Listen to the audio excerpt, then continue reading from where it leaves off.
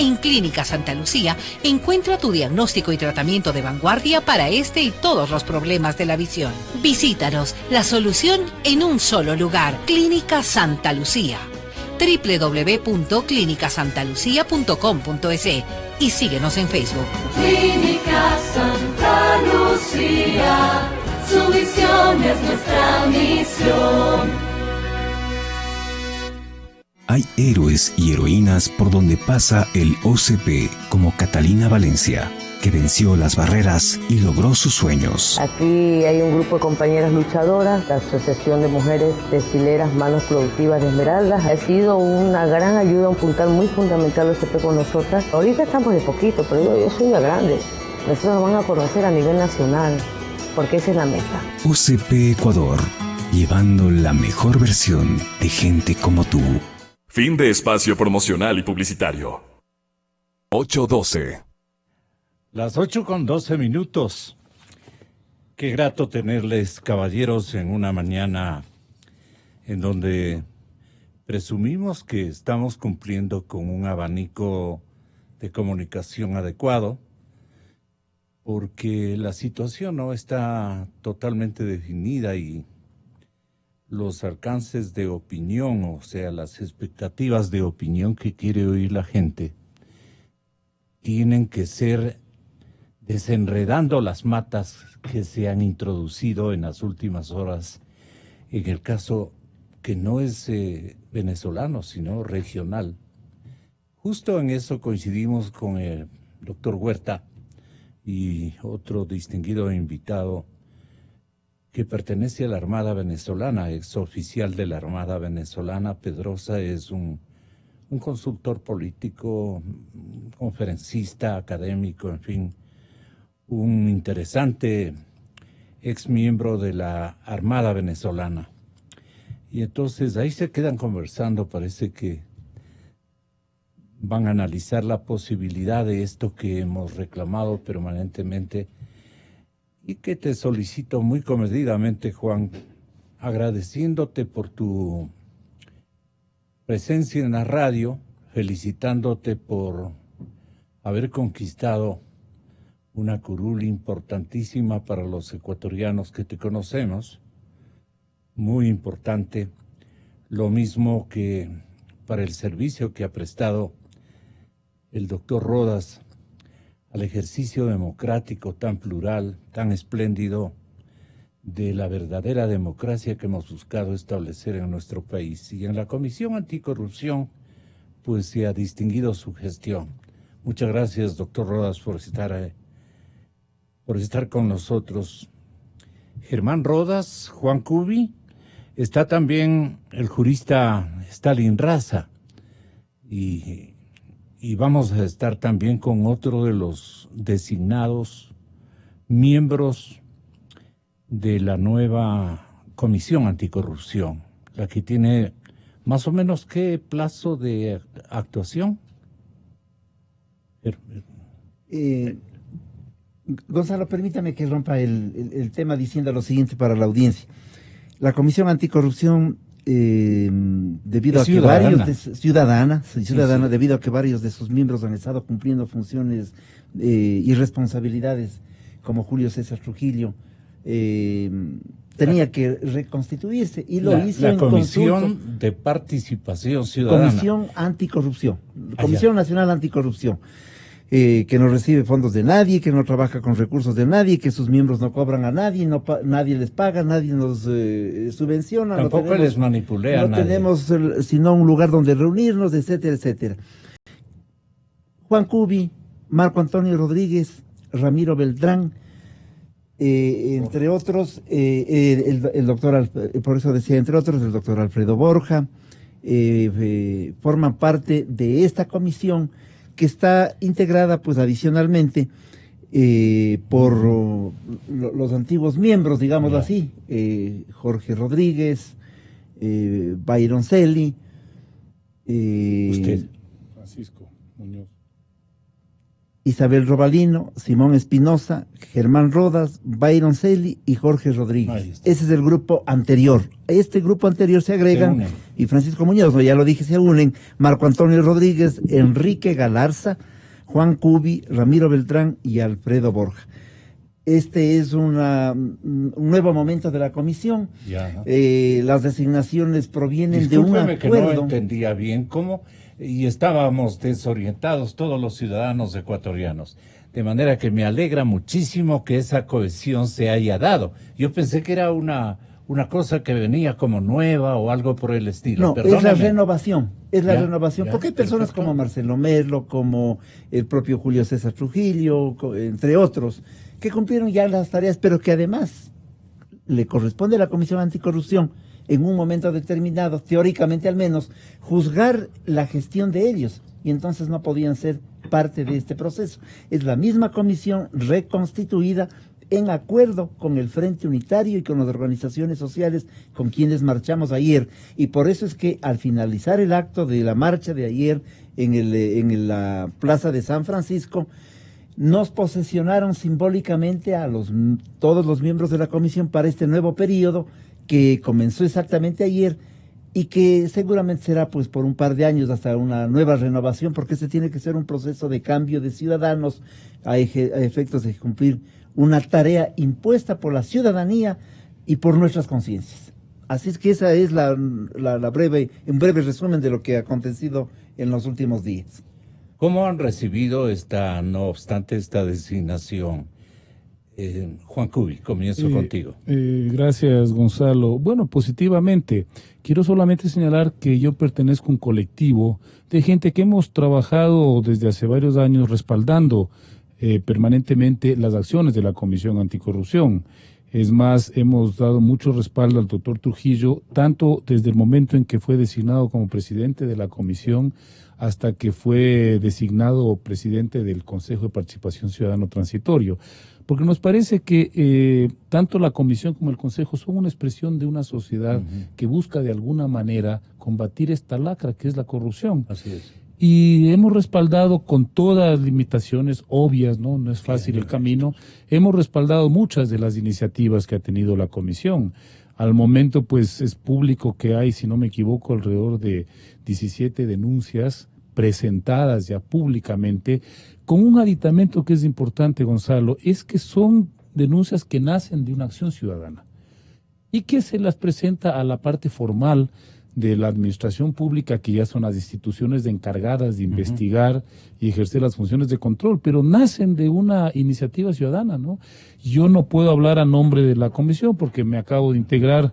Creo que Germán, que ya lleva pues algunos años en esto, tiene mayores elementos para detallar cómo ha sido este proceso, pero entiendo que la gente confía en este espacio y va y presenta las quejas, las denuncias, la sospecha que tiene de actos de corrupción, y lo que hace la comisión es, en la medida de sus posibilidades, darle, digamos, impulso a estas denuncias y luego devolverle a la sociedad los resultados de esas investigaciones. Eso es absolutamente importante, Gonzalo, porque, como decía Germán, eso no está condicionado por ningún tipo de alineamiento político partidista o de algún tipo de interés de carácter gremial, sino que nace del afán de una sociedad que quiere transparentar lo que es el ejercicio del poder público. Gracias, Juan. Hay otro de los miembros, Marco Antonio Rodríguez.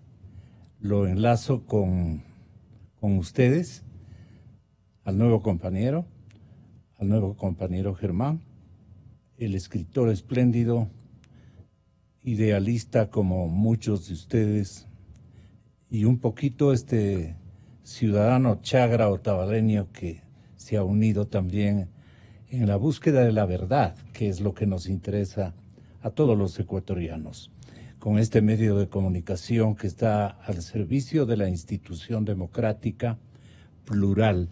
Entonces aquí viene la cosa.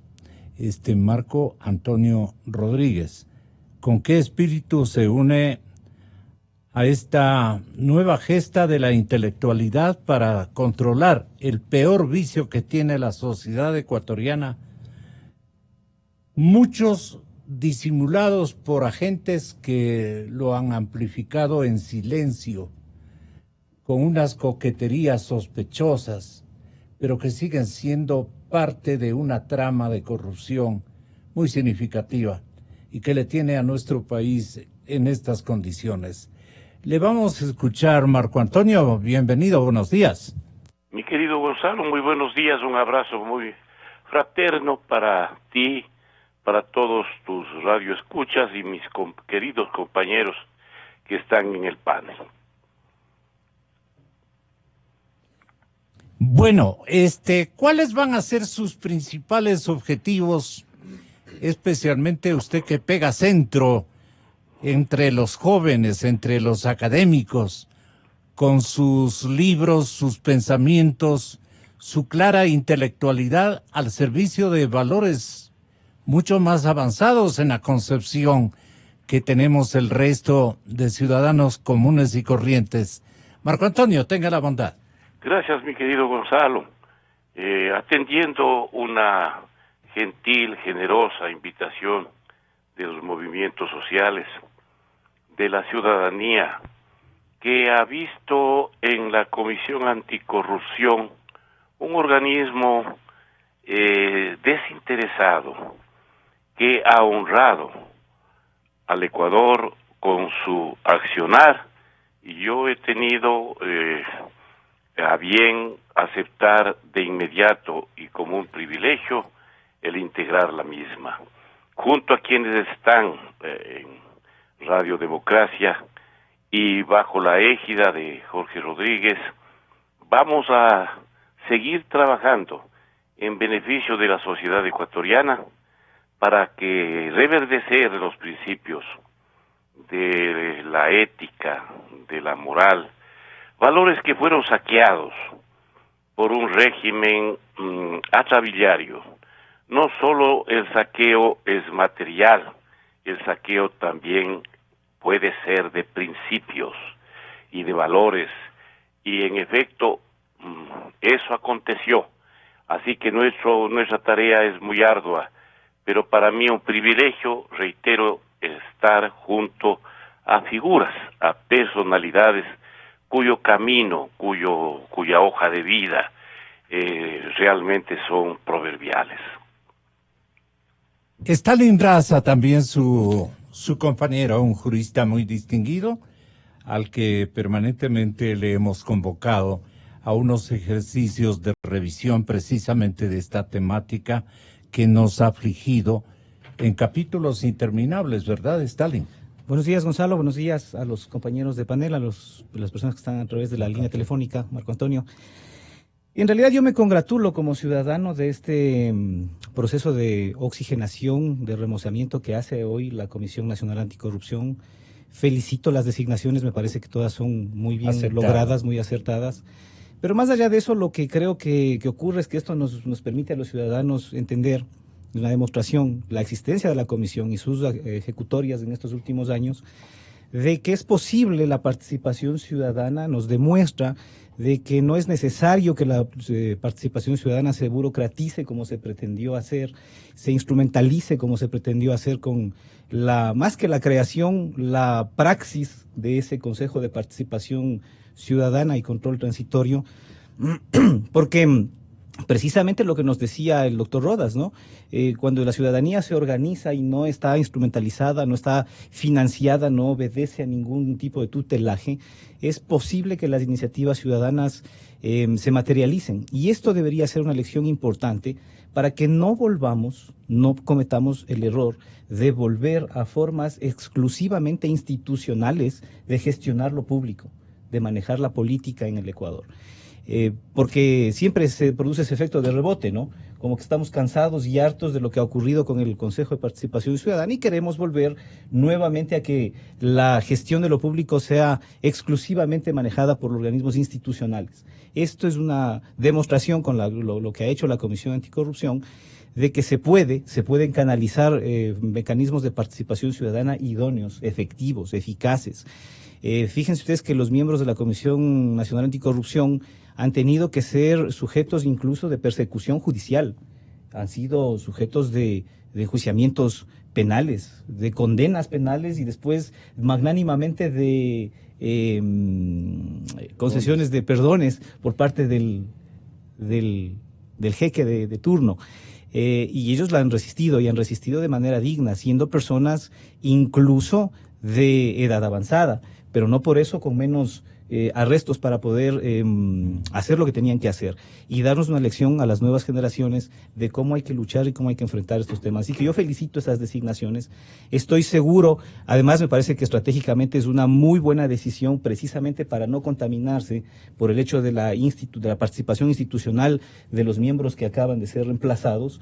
Esto de ponerlos un poco al margen, de saber que agradecerles por la gestión que han hecho, porque hay que agradecerles por lo que han hecho, pero también saber que no pueden continuar, no pueden volver a un espacio después de haber sido ya parte del estamento público. Entonces, me parece una buena decisión estratégicamente bien pensada y tengo la certeza de que con la nueva integración, la Comisión Nacional Anticorrupción va a seguir presentando, como lo ha venido haciendo, las denuncias y los casos ante la justicia, incluso proveyéndole a la justicia de mayores y mejores insumos que los que ella misma estaba obligada a investigar institucionalmente.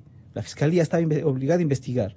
Los organismos institucionales de control de la corrupción estaban obligados a investigar. Había una Secretaría de la Presidencia para investigar eso. Había todo el aparataje de un Consejo de Participación Ciudadana para investigar eso. Había Contraloría, había Procuraduría General del Estado. Y sin embargo, de aquello, la Comisión Nacional Anticorrupción se ha procurado de la información para presentar a los órganos de administración de justicia y a los órganos de investigación los casos. Ahora tenemos el desafío de que los casos que están ya presentados empiecen a tramitarse y empiecen a procesarse, porque han venido de un largo silencio, entre otras cosas, dado por la transitoriedad de las autoridades. Pero hoy tenemos ya autoridades permanentes, digamos, definitivas para sus periodos y si bien es comprensible que hagan este proceso de reorganización institucional, pero ya va siendo tiempo también de que empiecen a dar respuestas de esas denuncias que están ahí esperando todavía en los cajones.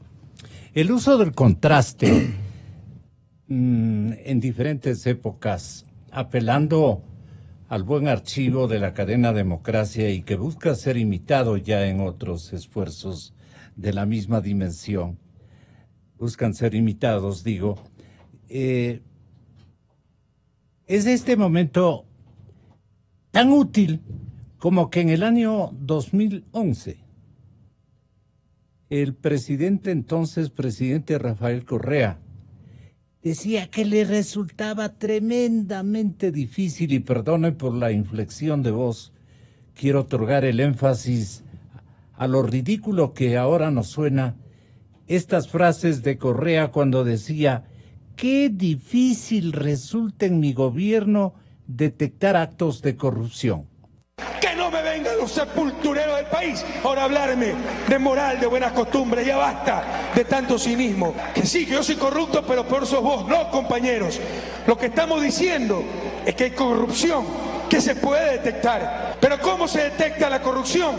Cuando se trata de coimas en cuentas secretas, en paraísos fiscales y con la complicidad del sector privado. ¿Cómo se detecta eso? Que no me vengan con hipocresías. La única forma es por denuncia, por filtración y sancionar con todo el rigor de la ley a los corruptos. Vamos a ver quienes banalizan la lucha contra la corrupción, quienes la utilizan tan solo como instrumento de politiquería y quienes, como toda la vida, no hemos jugado hasta nuestra vida, nuestra integridad para luchar contra esa corruptela, contra esa enfermedad, esa pandemia que le ha hecho tanto daño a la patria. Imagínense ustedes, Germán Rodas, Juan Cubi. Hay que replicar, no creo, pero sí hay que esclarecer históricamente el tránsito de un predicador de aparentemente de virtudes y de un practicante de virtudes, solamente virtudes, y que no me vengan, como dice él, a dañarme lo que yo ya tengo materializado o más bien concientizado en la población ecuatoriana en el año 2011 como una verdad meridiana. Soy un gobierno de honorables. ¿Qué pasó, pues, Germán? Después del año 2011 o antes mismo ya las prácticas de ustedes que llevan el relato o más bien que llevan la estadística, si cabe el término, el recuento, el testimonio fiel de cómo comenzó. Hágale acuerdos cómo comenzó y en qué año comenzó la peor corrupción de la historia ecuatoriana. Pues no, sí creo que es una obligación de ciudadano veraz y virtuoso en el cumplimiento de la ética, como usted lo reflejo y lo reflejamos todos. Gracias, Gonzalo. Usted nos ha puesto las palabras de un predicador de mentiras, más que de un estadista o de un expresidente, que ha tenido siempre el cinismo de decir en medio de la retórica la falsedad y el oprobio como instrumento de comunicación con los sectores sociales y con las masas. Eso por un lado. Pero por otra parte, yo creo que el país debe recordar que precisamente la argolla que él organizó para que ni la Asamblea Nacional, para que menos la justicia y la Contraloría o los organismos de control pudieran ejercer alguna actividad de contrapeso en el control de la economía, de la política, organizó la mafia de tal manera que el Contralor fue parte de la estructura encargada del asalto al país, por ejemplo, en los recursos que provenían de Odebrecht, por ejemplo, o la Asamblea Nacional al servicio del silencio. Eran los chicos silencio de la época, que de lo único que se encargaron es de decir que el gobierno era de los mejores y que no había nada que enfrentarlos, y allí tenían contratados a varios presidentes de la Comisión de Fiscalización. Me estoy acordando de la señora Silvia Salgado, por ejemplo, la Comisión de Archivo, y logró establecer un mecanismo perverso que ha consistido en que las empresas que llegan al país, que sobornan, que les entregan recursos, sean perdonadas, hagan obra pública, mala obra pública, en algunos casos, como hemos demostrado con la última denuncia, que facturen con facturas falsas y que no entreguen ni siquiera los productos, es decir, una horda de asaltantes dirigidos políticamente y con responsabilidad política por parte de este ciudadano que goza hoy de vacaciones prolongadas en el ático de Bélgica. ¿Cómo comenzó esto y cómo pudimos comenzar a demostrar los asuntos? Precisamente porque Odebrecht, que aparentemente fue sacada del país con discursos y con una serie de acciones, luego retornó al Ecuador vía la obra de Manduriacu, y en Manduriacu se produjo el sobreprecio de un 83%, de allí seguramente salió el dinero para pagar los recursos que debía pagar en un momento determinado al Estado ecuatoriano, pero también le quedó el sobrante con el objeto de poder instalarse de mejor manera. Así comenzó el trabajo de la Comisión Anticorrupción respecto del tema del ejercicio del gobierno de Correa, y estamos preocupados por averiguar otros contextos a propósito no solo de las 17 denuncias. Por eso es que la comisión, permítame hacer una especie de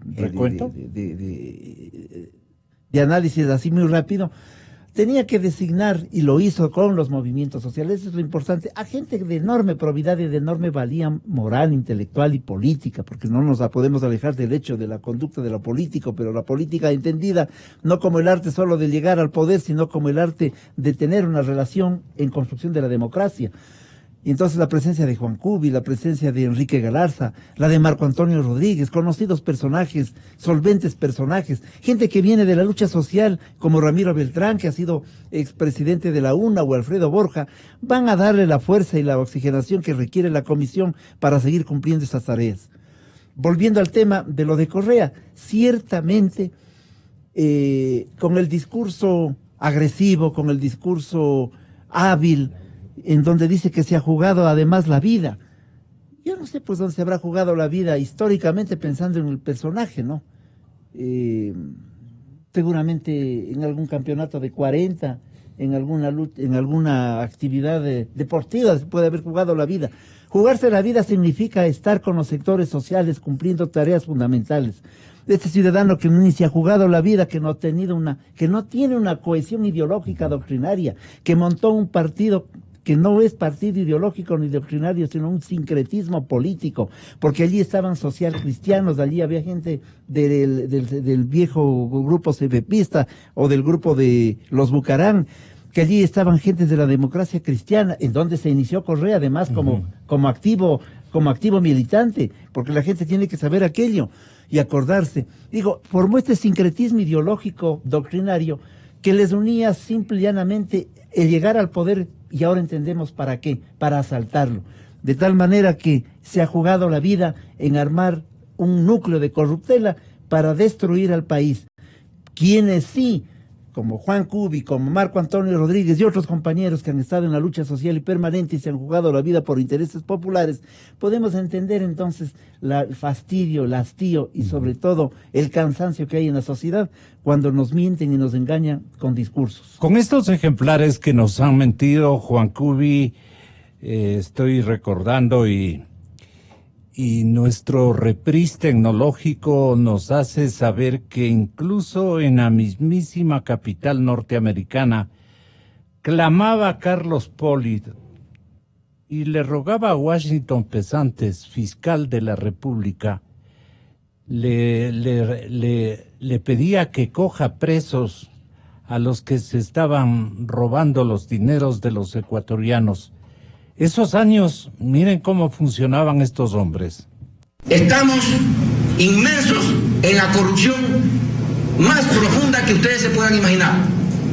Hemos revelado 600 informes con indicios de responsabilidad penal. Hemos revelado más de 4.700 informes de auditoría y todos señalando responsables, que si esto sigue así en las próximas horas, presentaré mi renuncia porque solo no voy a poder combatir la corrupción. Washington, creo en ti. Por Dios, haz algo. Tienes que meter preso a la gente que se está robando la plata de los ecuatorianos. Washington era fiscal. A ver, Gonzalo, los regímenes populistas tienen esa habilidad. Es lo que conocemos nosotros históricamente como demagogia. Sí, esa posibilidad de venderte un perro como si fuera un caballo.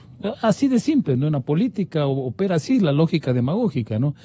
Y entonces, claro, un político con ese perfil puede tener el cinismo de presentarse como un adalid de la lucha de la corrupción mientras esté encubriendo actos de corrupción. Estaba escuchando las declaraciones del expresidente Correa, 2011. No sé si fue antes o después de la consulta popular para la metida de mano a la justicia. Hoy podemos concluir que esa metida de mano a la justicia tenía un propósito muy concreto, era asegurar la impunidad para los miembros del régimen. Así de simple. El control de la justicia operó con una suerte de escudo contra la intervención legítima de la justicia, contra el esclarecimiento de sus actos de corrupción. Pero eso no viene desde el 2011, Gonzalo, Stalin, Germán. Yo creo que ya desde la propia conformación del proyecto que llevó a la presidencia al señor Rafael Correa, había ya indicios que poco a poco van a ir apareciendo. Y me voy a remitir a un reciente hecho, caso que ocurre en el Perú. A la luz del suicidio del expresidente Alan García, aparece este personaje, no sé el nombre exacto, no recuerdo, este miembro de Odebrecht, que señala cómo repartían Barata. Muchas gracias, Barata. Cómo repartían los aportes para las campañas políticas, ¿no? A la vieja usanza, hay 2, 3, 4 candidatos con posibilidades y le van dando a cada uno una parte. Al que tiene más posibilidades dan un poco más. Pero siempre terminan teniendo este lazo, este vínculo, para que eventualmente de llegar al poder van y cobran esa factura. Eso ya se insinuó en el caso de la campaña electoral del 2006 de Rafael Correa, no olvidemos, ¿no? Los famosos 3,5 millones que declaró públicamente su hermano, el señor Fabricio Correa.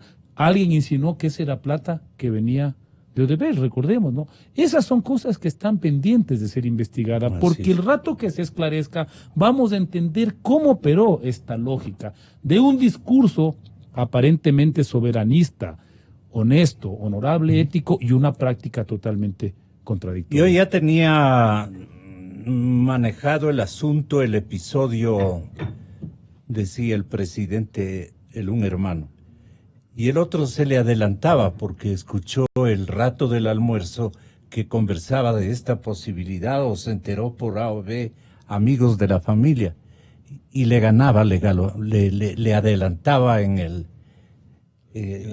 la gestión, por ponerlo en esos términos, en el amarre, sí. Entonces se armó una grande, pues. Esa partecita ojalá nos pueda ubicar la primera bronca de los dos hermanos. ¿Ustedes recuerdan? ¿Cómo recuerda eso Stalin? Bueno, yo recuerdo que este tema se produjo a partir incluso de la operación política esta que se hizo para destituir a 57 diputados en la Asamblea, ¿no? Ahí habían personas que intervenían en esas gestiones, en esas conversaciones políticas, y uno de los más activos era efectivamente el señor Fabricio Correa, uno de ellos era. Sí. Entonces, desde allá habían ya desautorizaciones. Me acuerdo que salieron públicamente a desautorizarse entre quien estaba a cargo formalmente de la gestión política de este tema, que era el señor Gustavo Larrea, y el señor Fabricio Correa, que parece que también estaba haciendo sus gestiones por ahí. Entonces, por ahí empezó ya una primera fricción, que después se materializó y se vio con la ruptura total con el tema de los famosos contratos que fueron denunciados por los periodistas Zurita y Calderón con el tema del Gran Hermano, ¿no? Ahí se produjo la ruptura frontal, y después la gestión opositora del propio señor Fabricio Correa ya durante toda la gestión de Correa, de su hermano, de Rafael, con los conflictos con el famoso Círculo Rosa, los conflictos de intereses, que es lo que nos hablaban aquí tanto Juan como el doctor Rodas, sobre esta variopinta integración del gobierno, donde lo que se producían no eran discusiones de fondo sobre temas de interés nacional, sino debates y disputas sobre el lleve.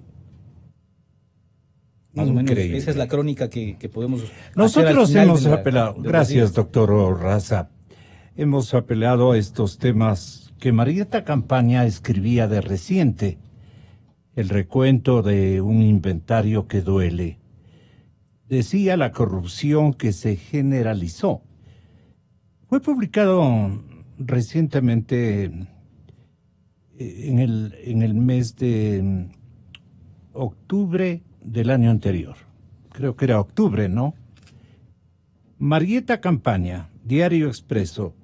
Irregularidades se evidenciaron en el gobierno del expresidente Rafael Correa tras el fin de su mandato. ¿Por qué Germán? ¿Por qué Juan? ¿Por qué Stalin? Y distinguidos miembros de las comisiones que se han cohesionado este momento. ¿Perdón? Marco Antonio. Ay, sí, Marco Antonio está todavía en la línea telefónica, me hacen conocer. Gracias, Marco Antonio. Investigados, enjuiciados, sentenciados, presos o fugados. Ni bien terminó el gobierno del expresidente Correa, los casos de corrupción estallaron alcanzando a exfuncionarios y al propio Correa, decía la compañera Marieta Campaña. Lo que fue proclamado como casos aislados de corrupción se generalizó. Ni bien Correa dejó el poder. Los casos aislados, entre comillas, ¿no?, de corrupción se generalizó ni bien Correa dejó el poder. En la Fiscalía se multiplicaron los expedientes por peculado, por lavado de activos, de enriquecimiento ilícito, de cohecho, de asociación ilícita, buena parte, esto hay que ponerle con letras grandes, asociación ilícita, plagio, delincuencia organizada. entre otros cargos. Todas las modalidades, como para un ejercicio de enseñanza-aprendizaje en las facultades de jurisprudencia de todo el mundo, de todas las universidades del planeta. Aquí se dio de todo. Entre los señalados están el ex vicepresidente Jorge Glass, este momento preso en la cárcel 4, me parece que se denomina. La Tacunga. En la ciudad de La Tacunga desde octubre del 17. Recibió una condena de 6 años de cárcel por asociación ilícita en la trama de sobornos precisamente de Odebrecht. En abril, Alexei Mosquera, ex ministro de Electricidad de Correa, recibió 5 años de prisión porque fue cogido con las manos en la masa con todo lo que había depositado, un sólido cheque, no era tampoco un chequecito. Para ver los montos en los que se embarcaron otros protagonistas, resultaba pequeña. Pero fue y mandó a este banco famoso por recibir dineros sucios en Europa. Se suman Carlos Pareja Llanuselli, ex gerente de refinación. Les estoy haciendo acuerdo especialmente a los que están ingresando a la Comisión Anticorrupción, que deben saber de memoria y hasta nos pueden dar una cátedra a este momento de actores, cómplices y encubridores, que están olvidaditos, que no dicen nada. A esos hay que ponerles de nuevo en escenario. Se han escapado por A o B circunstancias. No ha podido abastecerse la comisión de Jorge y de Germán en tantos y tantos casos. Y se han quedado algunos episodios ocultos. Carlos Pareja Llanuselli, exgerente de refinación y exministro de hidrocarburos involucrado en cohecho, enriquecimiento ilícito y peculado por corrupción en Petroecuador. Él está preso desde el 23 de octubre, bueno, pero no indica el año. Los exgerentes de Petroecuador, Alex Bravo y Marco Calvopiña, el excontralor del correísmo que le alentaba, ¿cómo se reirán entre ellos, no? Yo decía en estos tiempos, entre los dos se deben reír terriblemente. Cuando Poli le decía a Pesantes que se apure deteniéndoles. Porque si no renuncia. Porque de lo contrario, él iba a renunciar. Fue reelecto. Estaba muy resentido con esta circunstancia. No cabía en su cabeza. Luego Silvia Sánchez, luego Walter Solís. Ustedes se acuerdan de Walter Solís. Aquí le mencionan también a Ramiro González, le mencionan a su ex colaboradora María Sol Larrea, menciona el inventario periodístico a Fernando Alvarado. Este es un inventario del Expreso y de Marieta, la redactora, pero es para que los nuevos miembros vengan a recoger y nos pongan en otra lista más amplia las cosas que se han quedado. Y eso no es justo, porque han perjudicado el honor de los primeros. Así resulta, ¿no? Y los otros, bien, gracias. Está lo de Jorge Acosta, también lo mencionan aquí en este inventario, ex Tribunal Supremo Electoral. Lo ubican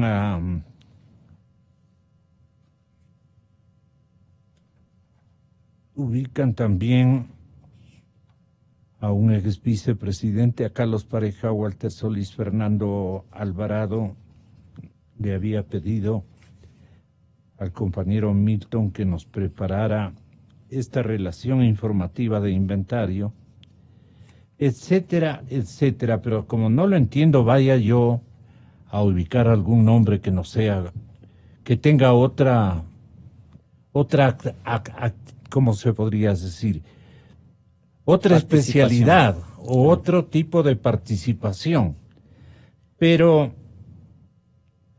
hay que reconstruir peculados, testaferrismo, enriquecimiento ilícito, tráfico de influencias, para contrataciones, por ejemplo, en Manabí, que no está claro el panorama.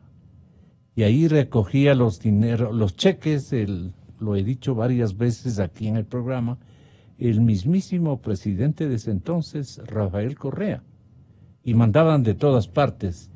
Y por ser rápidos, le llevaban los cheques, tal y como llegaban. Y él se los guardaba en el bolsillo. Eso denunciaban los compañeros que cubrieron ese lastimoso evento en medio de la tragedia.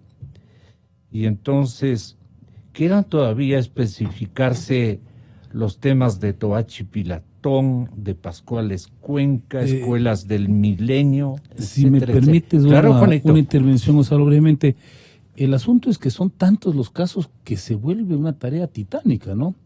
Si hablamos de los 17 casos de la Comisión de Anticorrupción, son una muestra, ¿no?, emblemática de lo que realmente sucedió, ¿no? En ese sentido, yo creo que es una tarea enorme, no solamente de la comisión, sino de las autoridades de control, poder esclarecer. ¿Pero qué metodología deberían usar, Germán?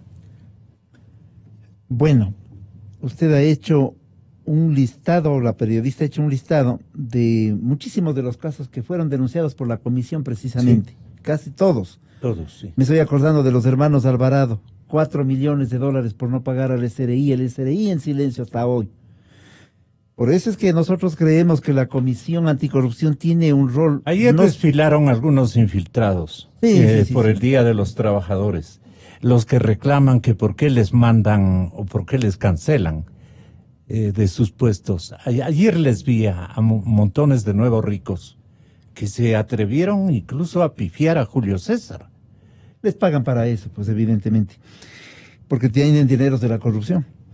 Mire, es que no solamente nos robaron el dinero, porque yo creo que esto es importante, la lucha anticorrupción es fundamental y en eso, Gonzalo, usted ha cumplido una tarea muy importante, porque no solamente ha dado espacio para denunciar, sino porque usted levantó una lucha frontal también en su momento. Y hay que acordarse que había un momento determinado en el que estaba aquí el responsable político de todo aquello y era más complicado. Por eso las sentencias, las sanciones a dedo, ¿no? Ahí estaba la juez Matamoros redactando la sentencia contra la comisión. Porque nos han robado no solo el dinero, nos han robado también la dignidad a ese país, nos han robado la credibilidad, nos han intentado robar, al menos intentado robar.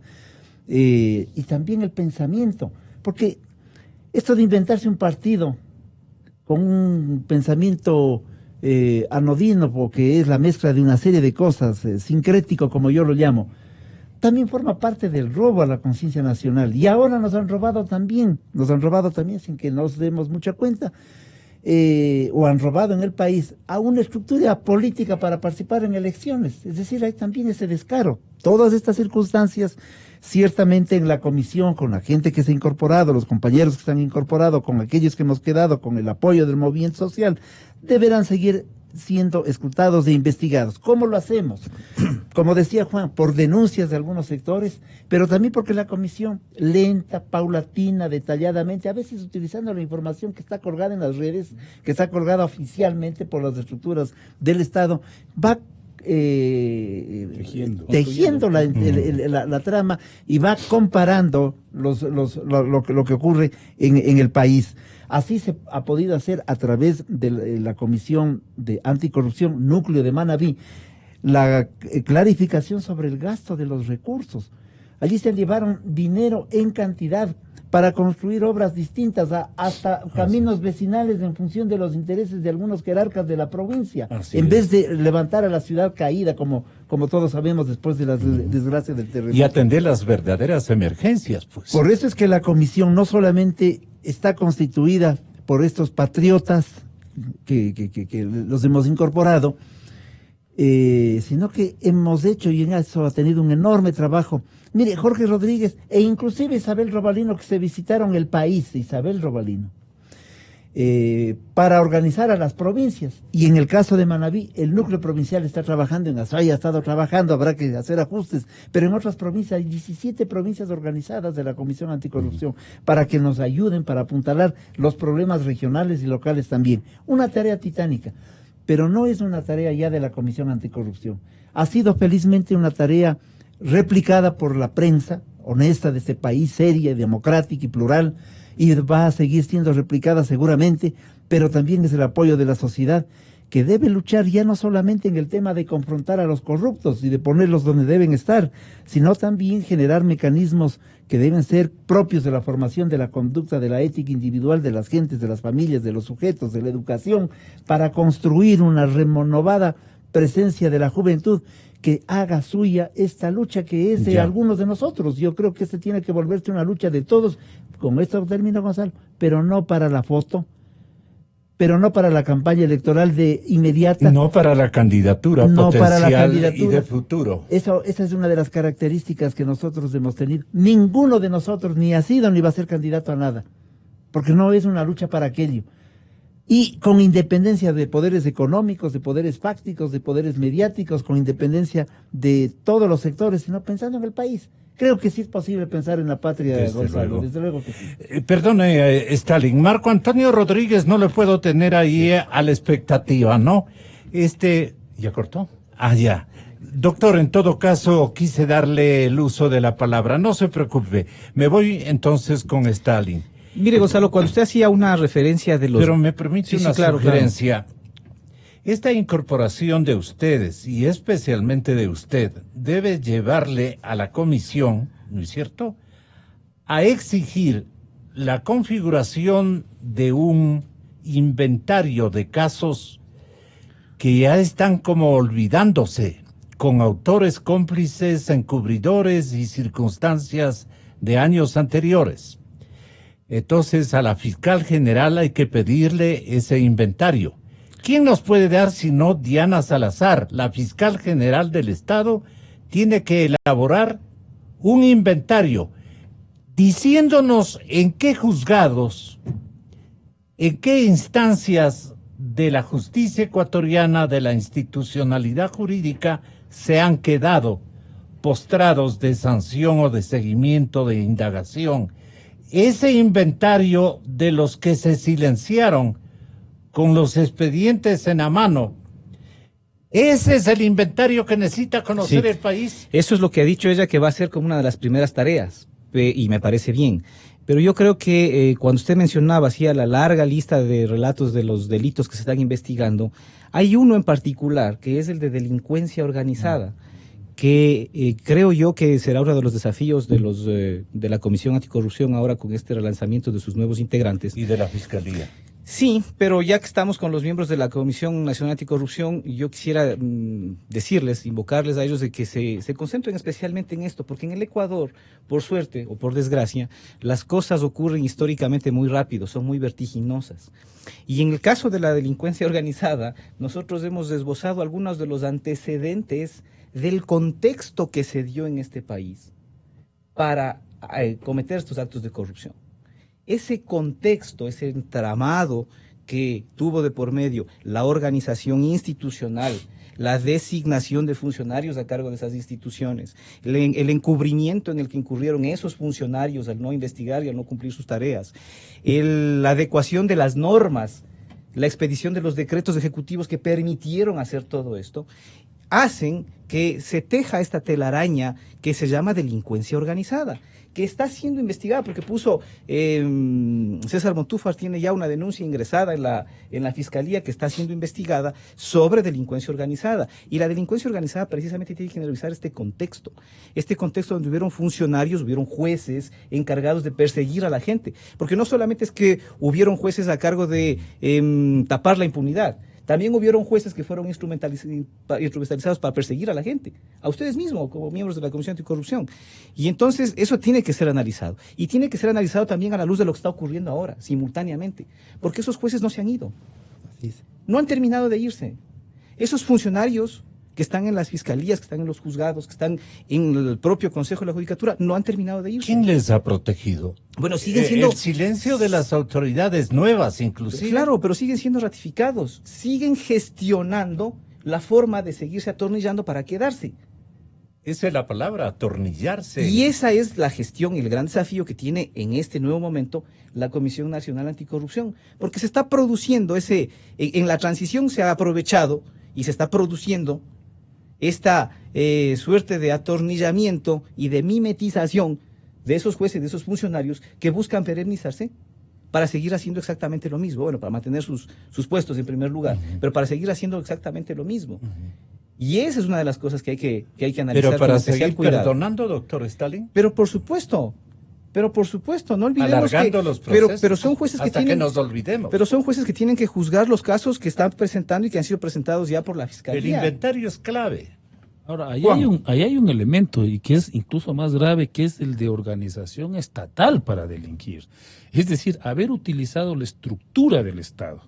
Porque cuando personas comunes y corrientes se asocian para delinquir, bueno, es parte, digamos, de los delitos comunes. Aquí se enquistaron en el aparato del Estado y entonces, como dice Stalin, fue una trama donde no solamente existían actos dolosos, coimas, sobreprecios, también se crearon leyes, se aprobaron normas, se relativizaron una serie de principios jurídicos, se estructuraron instituciones para favorecer la corrupción, para garantizar la impunidad.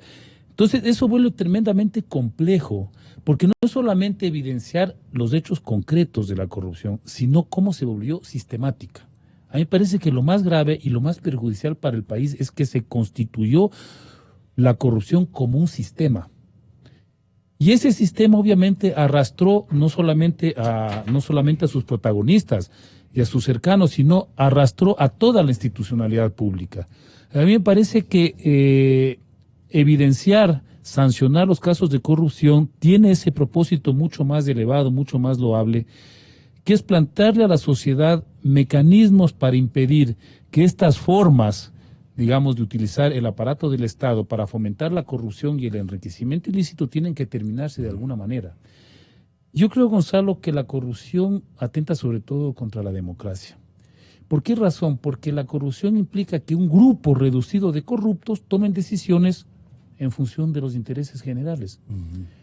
Omiten la participación de la sociedad en decisiones trascendentales, porque ellos juegan un juego reservado en los cotos de estos, digamos, cerrados del poder político para, en beneficio particular, tomar decisiones que incumben a todo el país. Una de ellas, por ejemplo, es la metida de mano a la justicia. La justicia debe ser una institución en la cual confiemos todos los ecuatorianos, todos los ciudadanos. Pero sin embargo, como se ve cómo la manipulan, empiezan a generar desconfianza ciudadana en la administración de justicia. Así es imposible construir una democracia. Este José Concienzao Santos, me parece que es el segundo apellido, que pertenece al cartel Odebrecht. Pero es un cartel, ¿no?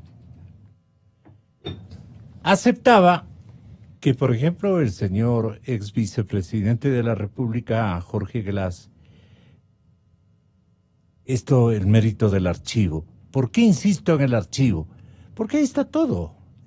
Ahí está todo. Y la Fiscalía es la única entidad que puede, este instante, darles a conocer a ustedes para que a nombre de la ciudadanía hagan un macro recorderis importante, un testimonio bien graficado con causas, con lo que ustedes manejan desde el estamento jurídico, desde el estamento de abogados de la República, de juristas prestantes, incluso desde la academia. Nadie tiene un libro, y ese es el libro que le falta seguramente a Marco Antonio escribirlo, o algún escritor escribirlo, el libro completo, porque tenemos muy parcializado, o más que parcializado, digamos, está en varios testimonios disperso.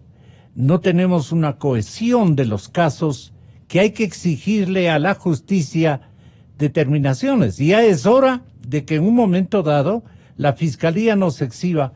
Estos son los fiscales y estos son los jueces que han detenido los procesos, que fueron detenidos, que fueron nombrados, que fueron designados en esta época, cuando eran miembros de las judicaturas, de las fiscalías, tales y tales. Por eso que este José Concienzao decía que había,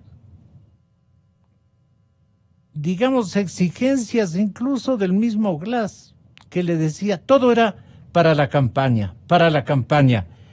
José Concienzao Santos, me acuerdo que decía, Jorge Glass me había pedido plata para todos los contratos, ¿no? O sea, quería todos los contratos, quería pedir, sí. Pedía para todos los contratos, en fin, pero no refiere el nombre. ¿Por qué usted colige que era en una entrevista con...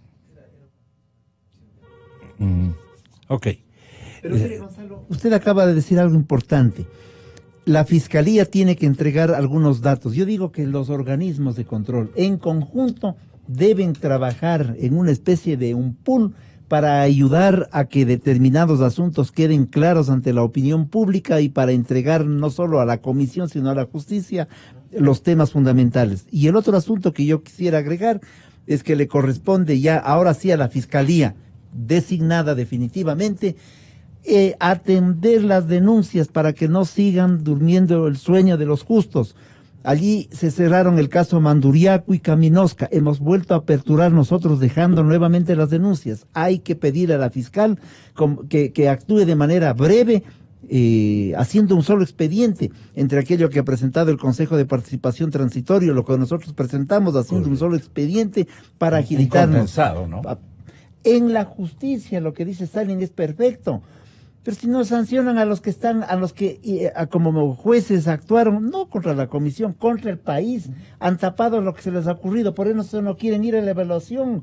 Creo que son dos cosas fundamentales en las que hay que avanzar, de tal manera que no podemos solo quedarnos en la denuncia, sino que estos organismos tienen que actuar con responsabilidad, celeridad y probidad. Usted, doctor, invitado especial de la cadena Democracia, doctor Raza, ¿qué podría exigir para ubicar a los jueces y fiscales? Mire, Gonzalo, a partir del audio ese que acabamos de oír del señor Concienzao Santos, recordemos que se dio... No está completo el audio, sí, pero ahí se dio el juicio con el señor Glass, y el señor Concienzao Santos, de un hecho inédito, rindió su testimonio desde el Brasil en el juicio donde se condenó al señor Glass. Y a partir de ese testimonio se abrieron algunos casos, porque en ese testimonio el señor Santos dijo un montón de cosas. Y a partir de ahí se abrieron algunos casos. Todos esos casos, como lo dice el doctor Rodas, están por mérito de la transición, esperando encarpetados en la Fiscalía para ser procesados. Pero por otro lado, hay algo que tiene que analizarse también por parte de la Fiscalía con mucho detenimiento, que es la relación, el acuerdo, que hasta ahora sigue siendo secreto, entre la empresa Odebrecht y la Fiscalía del Ecuador, a cargo del doctor Vaca en ese tiempo. Porque resulta que por eso precisamente el doctor Vaca se abstuvo de acusar a los principales funcionarios de la empresa Odebrecht, porque había un acuerdo de cooperación. Supuestamente le entregaron información. No está la información. ¿Para qué sirvió la información? Aparte para condenar al señor Glass, ¿para qué más ha servido la información?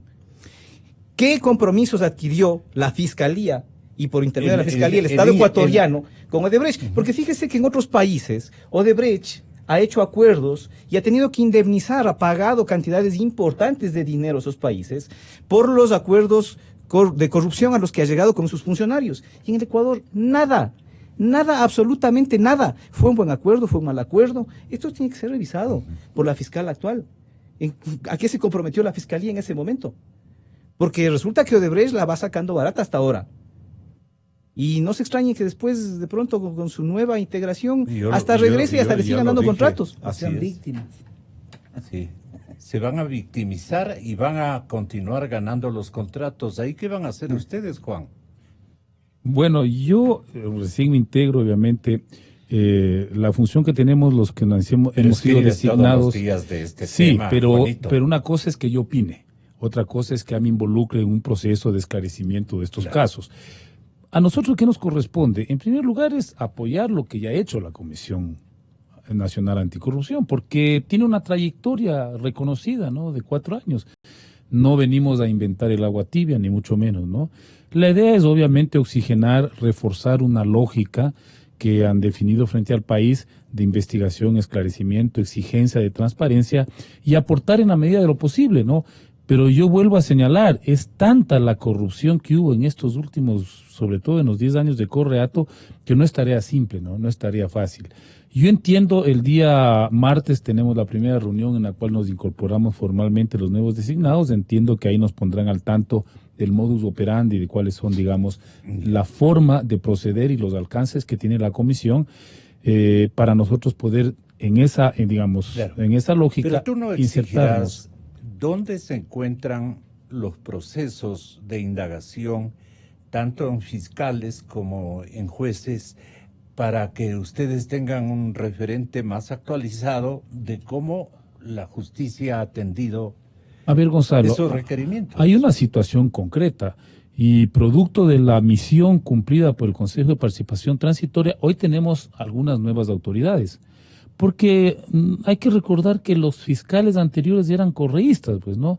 Y eso obviamente constituía un impedimento para poder dinamizar estas investigaciones. Bueno, hoy recién se acaba de posicionar hace pocas semanas la nueva fiscal. Entendemos que estará de alguna manera, digamos, empapándose de la situación, pero hay que presionarle y exigirle que cumpla con sus obligaciones, ¿no? Tenemos, aspiramos a que el próximo Consejo designe a las nuevas autoridades de Contraloría, ¿no? Que eso está pendiente. Lamentablemente el Consejo Transitorio no alcanzó a hacer esa renovación, pero tenemos un Contralor subrogante al que hay que exigirle también una intervención. Obviamente ha tenido un papel bastante interesante en los últimos tiempos del doctor Celi en función de haber tomado medidas concretas, ¿no? Hay que reconocerlo, ¿no? Gonzalo, esa es la institucionalidad que tiene este país. Tampoco podemos aspirar a que esto sea pues un dechado de virtudes, instituciones pulcras, instituciones con una trayectoria histórica como ocurre en otros países. No, este es el país que tenemos. Atravesamos por convulsiones políticas que repercuten desfavorablemente en la institucionalidad. Eso es obvio. Si 10 años de autoritarismo no podían dejar como herencia instituciones sólidas, probas, transparentes, eso era inconcebible, pues. Porque el autoritarismo justamente opera y el populismo sobre la lógica de la dinamitación, de la demolición institucional, porque necesita un campo fértil para hacer de la discrecionalidad una forma de ejercicio del poder, es manejar a su antojo, porque es la única manera mediante la cual la corrupción funciona, la corrupción opera. Claro. Y reconstruir instituciones, Gonzalo, no es una tarea simple. Eso requiere de un largo proceso en el cual es fundamental que existe una ciudadanía consciente y preocupada por el derecho que tiene a las instituciones, digamos, de pruebas eficientes, etcétera. No hay más. Pero con el sentido común que exhibe el apenas periodista que les habla, con el sentido común que exhibe permanentemente, el fiscal o ex fiscal Vaca, esta pregunta es para Stalin, y que requirió de las autoridades de ese entonces, autoridades judiciales y fiscalías, requirió informes como fiscal general de la República, requirió informes y le entregaron con bombos y platillos esos informes, le entregaron. ¿Dónde, doctor? ¿A quién le entregó usted, doctor Vaca, o se llevó a su casa? ¿O le entregó o le mandó a dejar en Europa? Claro, es que ese es el tema, y no viene solo con el doctor Vaca, esto empezó con el doctor Chiriboga. Y mucho más. Pero claro, acordémonos que el doctor Chiriboga hizo un viaje, trajo alguna información, ¿sí? Le mandaron alguna información, después hubo ahí un cuestionamiento de si la información llegó antes, llegó después, porque salieron ahí unos videos del señor, los famosos Capaya Leaks, donde decía que el señor Carlos Pareja decía que a él le habían alertado de la información que había llegado para que salga del país, ¿cierto? La información, ¿dónde quedó? Que supongo que hay una caja fuerte, un archivo, algo, pues en la fiscalía. Y supongo que cuando se cambia de fiscales, esos fiscales le firman un acta de entrega de recepción con el que le reemplaza, para decirle esta información le estoy entregando. Además, siempre hubieron designados personas a cargo de las relaciones internacionales de la Fiscalía, que son los que recibían y tramitaban y procesaban estas asistencias penales internacionales, que tienen que ser preguntados. ¿Dónde dejaron la información? ¿A quién entregaron? ¿Sí? Y luego el doctor Vaca recibió más información. Y en esto me parece que la fiscal actual, la doctora Diana Salazar, tiene una oportunidad de oro, porque incluso ella formó parte del equipo de personas que viajaron al Brasil y a otros países para tener acceso a la información. Así que ella sabe perfectamente qué información llegó, qué información no llegó. Material. Y si está desperdigado. Y si ella no encuentra la información que se acuerda que les entregaron, tiene que procesar a la gente que no dejó la información en orden. Porque la fiscal anterior, la señora Ruth Palacios, dijo, por ejemplo, que la información de los audios no habían, que tenía que volver a pedir. Se volvió a ir al Brasil para pedir la información, porque decía que en los archivos de la fiscalía esa información no existía. Y es información importante, porque no es fácil tramitar una asistencia penal internacional. Hay que pasar por canales judiciales, diplomáticos de la fiscalía, y luego tienen que recabar la información allá y regresarle al país, y eso significa tiempo. Y significa tiempo y eficacia en la práctica de las investigaciones. Por 2 días, simulaba viajes rotundamente productivos en términos de investigación, pero nunca trajo nada, pues. O por lo menos nos engañó a todos y nos dijo que traía algo, pero ¿a quién entregó ese algo? Creo que alguien debe haber recibido. Ese es un misterio. O sea, la función de la anticorrupción en este momento del estamento ciudadano es descubrir quién tiene el material. ¿Ustedes recuerdan cuando le gritaba Carlos Polit a Pesantes? Desde ahí viene el ocultamiento de expedientes. Washington, ¿tiene usted esa grabación, señor? Tenga la bondad de hacernos oír de nuevo. Estamos inmersos en la corrupción más profunda que ustedes se puedan imaginar. Hemos revelado 600 informes con indicios de responsabilidad penal. Hemos revelado más de 4.700 informes de auditoría, y todos señalando responsables, que si esto sigue así en las próximas horas, presentaré mi renuncia, porque solo no voy a poder combatir la corrupción. Washington, creo en ti. Por Dios, haz algo. Tienes que meter preso a la gente que se está robando la plata de los ecuatorianos. Y el problema, Gonzalo, no es de personas, pues volvemos a esta lógica de que el señor Poli le llama al señor Pesantes. No, son las instituciones las encargadas de esto, más allá del fiscal que esté de turno. Por eso yo coincido con lo que dice Stan, es decir, estos procedimientos donde una investigación debería continuar a pesar del cambio de funcionarios, esto en este país resulta que se ve interrumpido, porque el funcionario no sabemos si traspasa la información, si guarda, digamos, entiendo que jurídicamente se habla esto de la cadena de custodia de información que es pública, es decir, que le pertenece a todos los ecuatorianos, pero eso no ocurre. Entonces resulta que todo tiende a resolverse entre panas, entre amigos, entre conocidos, y así no puede funcionar la institucionalidad de este país. Es un honor para Washington Pesantes que el señor Polit crea en él. Les doy a los dos el beneficio de la duda ciudadana. Fíjese lo que Polit tiene la audacia de volver público, ¿no? Dice, a Contraloría ha establecido 600 casos de indicios. Bueno, sí, pues indicios. A lo mejor de aquellos que se robaron esferográficos, se robaron cosas pequeñas, montos, para eso desvirtuamos. Por eso es que en el periodo 2012-2016 se podían hacer las facturas falsas, porque los delegados de la Contraloría, que hacen auditoría interna en las instituciones públicas, daban el visto bueno a la ausencia del producto, daban el visto bueno a los informes de los supuestos estudios y consultorías que se hacían en las entidades públicas. Claro, porque mientras Pólida saltaba los dineros del Estado vía Odebrecht y cubría a la gran mafia, los otros en la Contraloría hacían lo que hacía el jefe, sino que en chiquito. Entonces, los auditores de los departamentos públicos del país permitieron este asalto. Eso nos dio la razón a esta investigación última presentada. La Contraloría de ese periodo, los auditores de ese periodo, más el jefe financiero, la contadora, el guarda almacén, etcétera, etcétera, formaron un pequeño grupito que facturaban y aceptaban facturas falsas.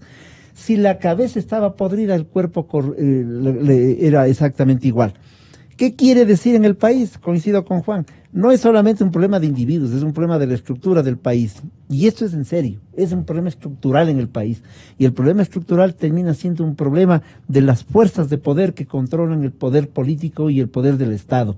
Ellos han contribuido, los que han gobernado, a llevarnos a una situación de dificultad, en donde ciertamente hay que presionar a la fiscal, al contralor, a todo el mundo, poner un acuerdo nacional para avanzar, pero este es un problema de fondo, es un problema estructural del país al que estamos enfrentando. Pero hay que meternos en la cabeza que es un tema estructural, por eso la educación está siendo llevada de tal manera que en las cosas vinculadas a la ética, por ejemplo, pasan a un segundo plano. La historia del país pasa a un segundo plano.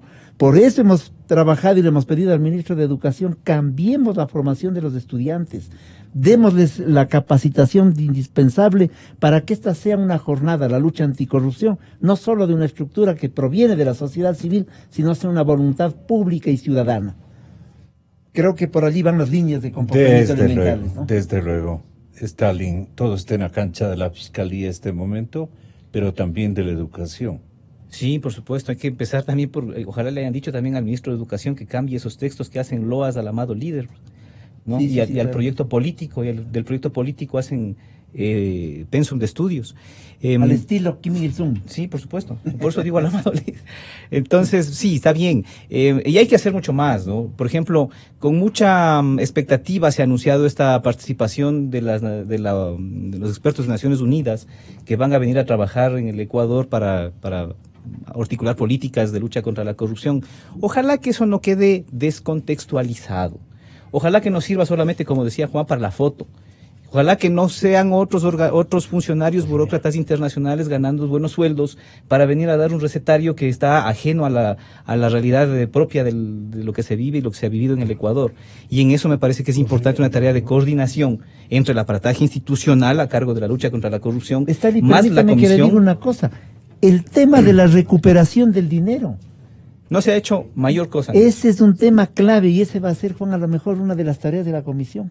Porque efectivamente, ¿dónde está la plata? Yo creo que hay que avanzar hacia allá. Nos ofreció el gobierno una serie de acciones, contrató una serie de empresas para averiguar dónde está el dinero del actual gobierno y nada le está funcionando. ¿Dónde está el dinero? Esa es otra tarea inmediata. Perdón. Sí, gracias. Y fíjese que se queja el gobierno de que no tiene herramientas jurídicas para poder hacer esto. Pero le dieron una ley que con todos los defectos que tenía esa ley, le permitía trabajar en eso. ¿Qué hizo el gobierno? Y también hay que mirar aquello, ¿no? Hay que mirar aquello a la luz de los casos de corrupción de este gobierno que también ya van apareciendo. Porque le dieron una ley que servía para eso. Le permitía incautar preventivamente los bienes producto de la corrupción. Le permitía hacer algo parecido a la ley esta de extinción de dominio que existe en otros países. Esa ley le permitía. Y el gobierno la vetó totalmente. La muerte cívica. La vetó totalmente, la muerte cívica de los corruptos, claro. Y la vetó totalmente. Y después aparecen casos de corrupción también de este gobierno. O sea, la tarea que tienen, la verdad, la Comisión Nacional Anticorrupción es titánica. Por supuesto, no es solo de ustedes. Por supuesto, no es solo de ustedes. Es que también los ciudadanos debemos comprometernos y debemos aportar en eso desde cada uno, desde las trincheras que nos corresponden, ¿no? Desde el análisis, desde la opinión, desde la academia, desde la participación ciudadana de las organizaciones sociales que son la base fundamental de esta Comisión Nacional Anticorrupción. Así es que yo creo que hay unos desafíos muy importantes y creo que todavía el trabajo queda inconcluso. En el tema de la recuperación de capitales hay que articular los mecanismos internacionales que existen para poder hacer el rastreo de esos capitales. Y hay que articular los mecanismos judiciales, pero también diplomáticos, en conjunto para que las cosas se hagan bien. Fíjense ustedes que el Ecuador tiene una tradición de fracaso en las extradiciones. ¿Por qué? Porque nunca hablan el mismo lenguaje las autoridades judiciales con los canales diplomáticos. Entonces presentan mal, presentan tarde o no presentan nunca los pedidos, y los pedidos cuando llegan son rechazados porque están mal hechos. No saben llenar los formularios. En las extradiciones. En el tema de la recuperación de capitales es mucho más sensible todavía el tema, y ahí es donde hay que trabajar en esta coordinación tan importante de los organismos internacionales que existen para eso. Y para eso no es necesario contratar empresas, ¿eh? Hay que mover los canales diplomáticos, políticos y judiciales de manera articulada. Eso no se ha hecho. Los nietos y bisnietos nos dirán sociedades cínicos oyendo esto. Estamos inmersos en la corrupción más profunda que ustedes se puedan imaginar. Hemos revelado 600 informes con indicios de responsabilidad penal. Hemos revelado más de 4.700 informes de auditoría, y todos señalando responsables. Que si esto sigue así en las próximas horas, presentaré mi renuncia, porque solo no voy a poder combatir la corrupción. Washington, creo en ti. Por Dios, haz algo. Tienes que meter preso a la gente que se está robando la plata de los ecuatorianos. Que no me vengan los sepultureros del país ahora a hablarme de moral, de buenas costumbres. Ya basta de tanto cinismo. Que sí, que yo soy corrupto, pero peor sos vos. No, compañeros. Lo que estamos diciendo es que hay corrupción que se puede detectar. Pero ¿cómo se detecta la corrupción? Cuando se trata de coimas en cuentas secretas, en paraísos fiscales y con la complicidad del sector privado. ¿Cómo se detecta eso? Que no me vengan con hipocresías. La única forma es por denuncia, por filtración, y sancionar con todo el rigor de la ley a los corruptos. Vamos a ver quienes banalizan la lucha contra la corrupción, quienes la utilizan tan solo como instrumento de politiquería, y quienes, como toda la vida, no hemos jugado hasta nuestra vida, nuestra integridad, para luchar contra esa corruptela, contra esa enfermedad, esa pandemia que le ha hecho tanto daño a la patria. Porque recuerde usted que en el gobierno anterior se habló de la corrupción de Lucio Gutiérrez, de la corrupción de López Cordero, de la corrupción de por aquí, de la corrupción de Paz, es decir, todo el mundo era corrupto. ¿Cuántos presos hubo? Se habló mucho de la corrupción, ¿cuántos presos hubo? Ahora no, ahora hay bastantes presos y muchos juzgados, inclusive el expresidente de la República está juzgado. Y ahora esperamos que una nueva instancia de la justicia permita ya definitivamente darle el tratamiento que merece este prófugo de la justicia que violó no solamente las leyes ecuatorianas, violó las normas de la ética, de la moral y del ser humano, de los derechos humanos. Existen centenares, miles de denuncias en Contraloría. Entenderemos nosotros que no pueden procesarse a todas, pero ya han sido casi 300 o 400 pasadas con responsabilidad penal. Y oh, sorpresa, Fiscalía no encuentra en varias cosas, no encuentra ninguna responsabilidad, y nosotros vemos que gente que se ha enriquecido ilícitamente, de repente a lo mejor va a estar fuera. Ojalá ese camino, ese sitio al cual nosotros aspiramos a llegar, se vislumbre de forma diáfana, transparente, como debe ser la gente decente, a la luz del día, no en la noche, no escondidos tras una red, no escondidos en la noche para ofender, para tratar de denostar a la gente.